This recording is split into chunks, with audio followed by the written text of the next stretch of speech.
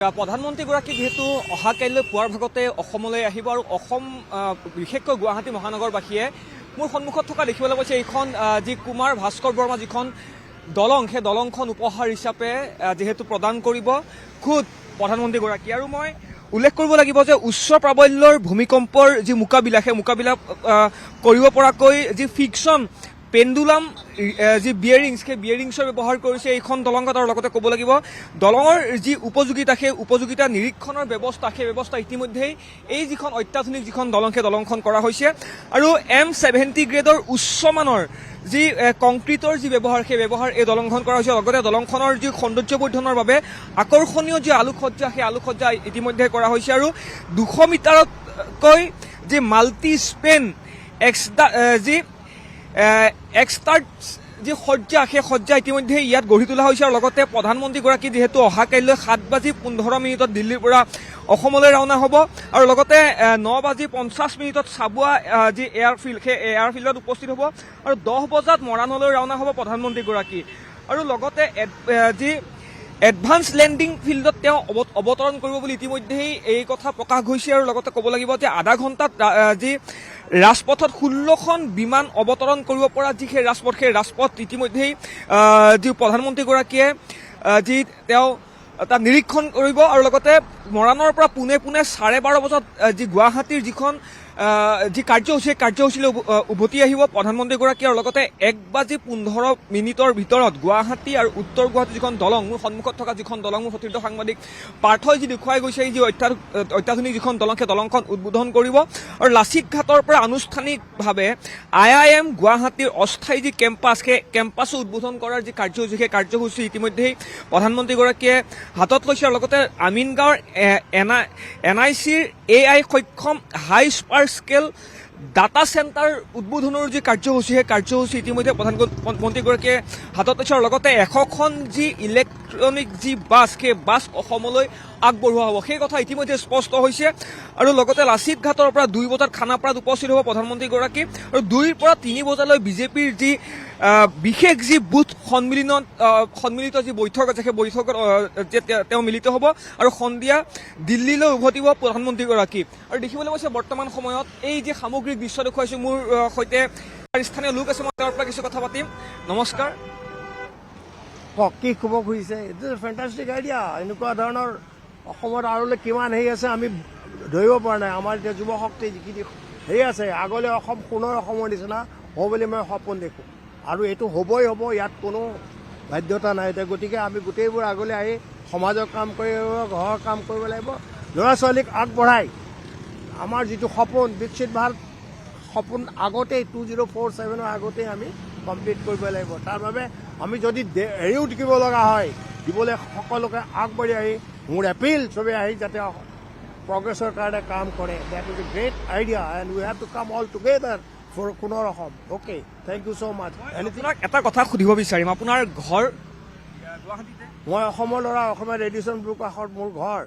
চাওক, এই যিখন অত্যাধুনিক যিখন দলং সেই দলংখনৰ এটা সপোন সেই সপোন কিন্তু বছৰ ধৰি পুহি ৰখা হৈছিলে সমগ্ৰ গুৱাহাটী মহানগৰবাসী সমগ্ৰ অসমবাসীয়ে। কিন্তু এনেধৰণৰ অত্যাধুনিক যি দলং সাজি উলিওৱাৰ ক্ষেত্ৰত বিভিন্ন যি ফ্লাইঅভাৰো ইতিমধ্যে বিজেপি চৰকাৰৰ ফালৰ পৰা সাজি উলিওৱা হৈছে। আৰু লগতে এইখন যি দলং অহা কাইলৈ প্ৰধানমন্ত্ৰীগৰাকীয়ে মুকলি কৰিব। ইমান দিনৰ এটা সপোন আজি বাস্তৱত পৰিণত হোৱাৰ ক্ষেত্ৰত সেই বিষয়সমূহক লৈ কি ক'ব বিচাৰিব? এইবোৰ মানুহে কৰোঁ বুলি কৰিলে চব কৰিব পাৰে, নকৰোঁ বুলি কৰিলে একো কৰিব নোৱাৰে। আজি আমাৰ অসমৰ অৱস্থা কি হ'ল? ইমান বছৰে মানুহবোৰে আহিছে গৈছে লুটি পুটি খাই গৈ আছে। তুমি যাকেই ধৰা ডাঙৰ ডাঙৰ বিষয়াবোৰ ধৰা ইয়াৰ পৰা বস্তু খনিজ সম্পত্তি 60-70 বছৰ গৈ বাহিৰত গৈ কৰি আছে। গতিকে আমি মেইন ষ্ট্ৰীমৰ পৰা 30-40 বছৰ পিছত পৰি আছোঁ। গতিকে সেইখিনি আগবাঢ়িবলৈ হ'লে আমাক বহুত কাম কৰিবলৈ আছে। সেইকাৰণে মই যুৱ শক্তিক এপিল কৰোঁ যে আমি আমাৰ সভ্যতা ৰক্ষাৰ কাৰণে অহা কমচে কম 20-30-40 বছৰৰ কাৰণে নিজৰ ত্যাগ কৰিব লাগিব। কৰিলে আমি আগৰ সপোন দেখিবলৈ পাম, নহ'লে আমাৰ আৰু কোনো হেৰি নাই। যি ধৰণে যেনেকুৱা পৰিস্থিতি। আপোনালোকে আজিৰ সময়ত সুখী?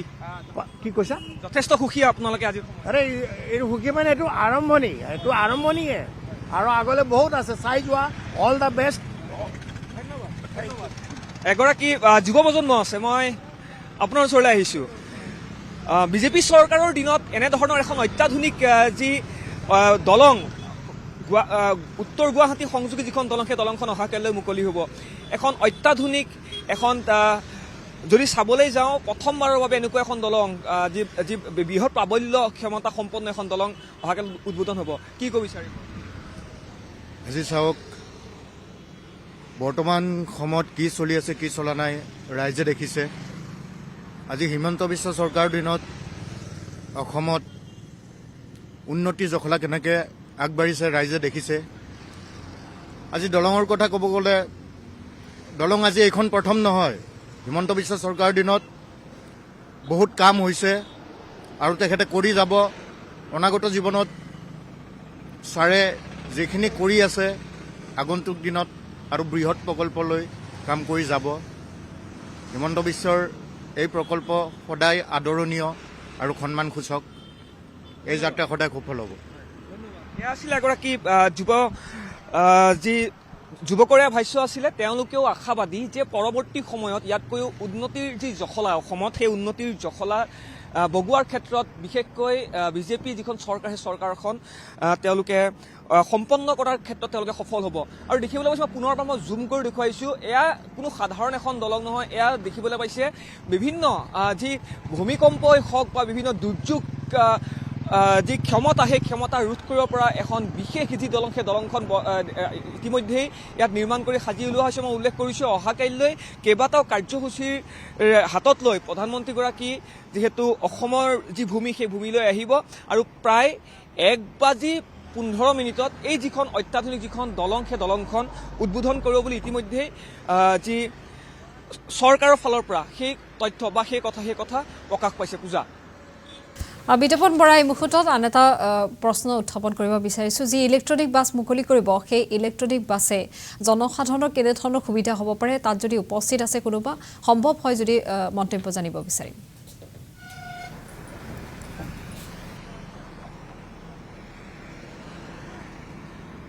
হয়, আপুনি অন্যতম এটা যি গুৰুত্বপূৰ্ণ যি বিষয়, সেই বিষয় উত্থাপন কৰিছে। মই উল্লেখ কৰিছোঁৱেই যে 30খনকৈ যি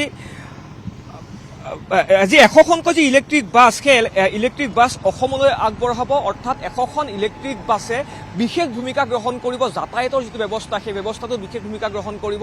আৰু লগতে মই উল্লেখ কৰিছোঁ, কেইবাটাও প্ৰকল্প ইতিমধ্যেই হাতত লোৱা হৈছে আৰু কেইবাটাও প্ৰকল্প উদ্বোধনীৰ ক্ষেত্ৰত অহাকাইলৈ যিহেতু বিশেষ যি কাৰ্যসূচী, সেই কাৰ্যসূচী প্ৰধানমন্ত্ৰীগৰাকীয়ে অৰ্থাৎ 14 ফেব্ৰুৱাৰীৰ দিনটোত প্ৰধানমন্ত্ৰীগৰাকীয়ে অসমৰ যি ভ্ৰমণ, সেই ভ্ৰমণ তেওঁ হাতত লৈছে। পুনৰবাৰ মই উল্লেখ কৰিব বিচাৰিম যে লাচিত ঘাটৰ পৰা আনুষ্ঠানিকভাৱে IIM গুৱাহাটীৰ যি অস্থায়ী যি কেম্পাছ, সেই কেম্পাছ উদ্বোধন কৰাৰো কিন্তু এটা বিশেষ যি কাৰ্যসূচী হাতত লৈছে। আৰু লগতে আমিনগাঁৱৰ NICৰ AI সক্ষম হাইপাৰ স্কেল ডাটা চেণ্টাৰ উদ্বোধন কৰাৰ যি কাৰ্যসূচী হাতত লোৱা হৈছে। আৰু মই উল্লেখ কৰা ধৰণে 100খনকৈ যি ইলেক্ট্ৰিক বাছ, সেই ইলেক্ট্ৰিক বাছো যি আনুষ্ঠানিকভাৱে অসমলৈ আগবঢ়াব। আৰু ইলেক্ট্ৰিক বাছৰ যিটো ভূমিকা, সেই ভূমিকাই বিশেষ যি যাতায়াতৰ, বিশেষকৈ যি অসমৰ বিভিন্ন প্ৰান্তৰ যিটো ব্যৱস্থা, যাতায়াতৰ যিটো ব্যৱস্থা, সেই ব্যৱস্থাটোও কিন্তু এক বিশেষ ভূমিকা গ্ৰহণ কৰিব বুলি আশাবাদী সমগ্ৰ ৰাজ্যবাসী। আৰু লাচিত ঘাটৰ পৰা 2 বজাত যিহেতু খানাপাৰাত উপস্থিত হ'ব, মই উল্লেখ কৰিছোঁ ইতিমধ্যে যে 2 পৰা 3 বজালৈ বিজেপিৰ যি বিশেষ যি বুথ সন্মিলিত যি বৈঠক, সেই বৈঠকখনতো প্ৰধানমন্ত্ৰীগৰাকী তেওঁ মিলিত হ'ব আৰু সন্ধিয়াৰ ভাগত দিল্লীলৈ ৰাওনা হ'ব। মই উল্লেখ কৰা ধৰণে যিকেইটা প্ৰকল্প, সেই প্ৰকল্পকেইটা কিন্তু অতি গুৰুত্বপূৰ্ণ ভূমিকা গ্ৰহণ কৰিব আগন্তুক দিনত। বিশেষকৈ অসমৰ যি প্ৰজন্ম, সেই প্ৰজন্ম হওক বা অসমবাসীৰ বাবে বিশেষ ভূমিকা গ্ৰহণ কৰিব। এই প্ৰকল্পকেইটা, যিকেইটা প্ৰকল্প উদ্বোধন কৰিবৰ বাবে অহাকাইলৈ আহি আছে দেশৰ প্ৰধানমন্ত্ৰী নৰেন্দ্ৰ মোদী। আৰু লগতে যিখন ফ্লাইঅভাৰ, অৰ্থাৎ যিখন আমি দলং দেখুৱাইছোঁ, গুৱাহাটী আৰু উত্তৰ গুৱাহাটী সংযোগী যিখন দলং, এই দলংখনৰ ক্ষমতা কিন্তু সাধাৰণ ক্ষমতা নহয়। এই কথা ইতিমধ্যেই যি অভিযন্তা আছে, জ্যেষ্ঠ অভিযন্তা আছে PWDৰ, সেই অভিযন্তাসকলে জানিব দিছে। খুদ মুখ্যমন্ত্ৰী ডক্টৰ হিমন্ত বিশ্ব শৰ্মাই জানিব দিছে, ভূমিকম্প হওক বা বিভিন্ন যি দুৰ্যোগ, সেই দুৰ্যোগক ৰোধ কৰিব পৰা যি ক্ষমতা, সেই ক্ষমতা কিন্তু এইখন যি দলং, সেই দলংখনৰ ইয়াত ব্যৱস্থা কৰা হৈছে। আৰু দেখিবলৈ পাইছে বৰ্তমান সময়ৰ ইয়াত যি নিৰাপত্তাৰ যিটো ব্যৱস্থা সেই নিৰাপত্তাৰ ব্যৱস্থাটো কিন্তু ইয়াত সম্পূৰ্ণৰূপে কটকটীয়া কৰি গঢ়ি তোলা হৈছে যিহেতু দেশৰ প্ৰধানমন্ত্ৰীগৰাকীয়ে অহাকাইলৈ এই যিখন দলং সেই দলংখন উদ্বোধন কৰাৰ ক্ষেত্ৰত তেওঁ আহিব আৰু লগতে যদি চাবলৈ যাওঁ দলংখন উদ্বোধন কৰাৰ লগতে 100খন ইলেক্ট্ৰিক বাছ অসমলৈ আগবঢ়োৱাৰ লগতে বিভিন্ন যিসমূহ প্ৰকল্প বা বিভিন্ন যিসমূহ কাৰ্যসূচীসমূহো কিন্তু ইয়াত উদ্বোধন কৰাৰ ক্ষেত্ৰত ব্যৱস্থা কৰা হৈছে অহাকালিৰ দিনটোত আৰু এটা কথা উল্লেখ কৰিব লাগিব 28 তাৰিখলৈকে যি চাৰিচকীয়া যি বাহন বা বিভিন্ন যিসমূহ ডাঙৰ যিসমূহ বাহন আছে সেই বাহনসমূহ চলাচলৰ ক্ষেত্ৰত ইয়াত নিষেধাজ্ঞা কৰা হৈছে একমাত্ৰ কাৰণটোৱে হৈছে যে দলংখনৰ অৰ্থাৎ যি গুৱাহাটী আৰু উত্তৰ গুৱাহাটী সংযোগী যিখন দলং সেই দলংখনত বিভিন্ন যিসমূহ মহানগৰবাসী আছে বা ৰাজ্যৰ বিভিন্ন প্ৰান্তৰ পৰা যিসকল আহিব ইয়াত চাবলৈ তেওঁলোকে ইয়াত খোজকাঢ়ি তেওঁলোকে এই দলংখন তেওঁলোকে ইয়াত চাব পাৰিব সেই ব্যৱস্থাটো ইয়াত কৰা হৈছে আৰু যিখন বাহন দেখিবলৈ পাইছে মই এক্সক্লুচিভলি মই মোৰ পূৰ্বতে সম্প্ৰচাৰ দেখুৱাইছোঁ সম্ভৱতঃ এইখন যি বাহন সেই বাহনখনতে প্ৰধানমন্ত্ৰীগৰাকীয়ে এই যিখন 1.2 কিলোমিটাৰ দৈৰ্ঘ্যৰ যিখন দলং সেই দলংখন উদ্বোধন কৰাৰ ক্ষেত্ৰত তেওঁ ইয়াত পৰ্যবেক্ষণ কৰিব বা তেওঁ ইয়াৰ সামগ্ৰিক যি পৰিৱেশ সেই পৰিৱেশ তেওঁ হয়তো ইয়াত পৰ্যবেক্ষণ কৰাৰ ক্ষেত্ৰত এই যিখন বাহন সন্মুখত থকা এই বাহনখনে হয়তো ব্যৱহাৰ কৰিব